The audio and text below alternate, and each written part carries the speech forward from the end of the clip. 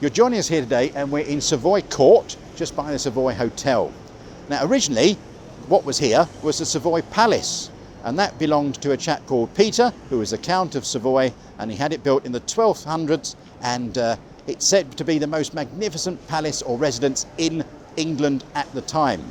It transferred over to the Gaunt family, and it was the John of Gaunt who owned it in 1381 when the palace was destroyed during the Peasants' Revolt.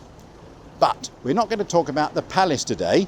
Well, just mention it in passing, obviously, but we're actually going to be talking about the road itself, because Savoy Court is one of those strange things in England, in Great Britain, and that is you drive on the wrong side of the road here.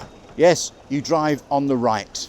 The reason being, in the grand old days when the Savoy was finally built in the 1880s, that ladies in carriages would ride behind the driver. They would pull up on the right hand side so they could get out and go directly into the actual hotel itself.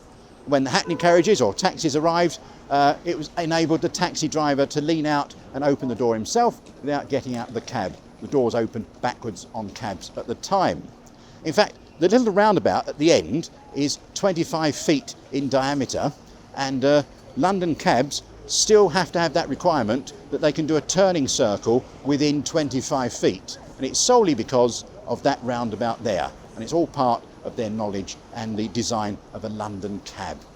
Certainly a place to come to. You've got the Savoy Hotel behind us, the lovely Savoy Theatre as well, which has wonderful West End shows. So if you're in London, come and have a look. It's not far from Covent Garden, Waterloo Bridge, Charing Cross, Trafalgar Square. So it's a nice starting point for a little tour of London if you have a wander around on your own.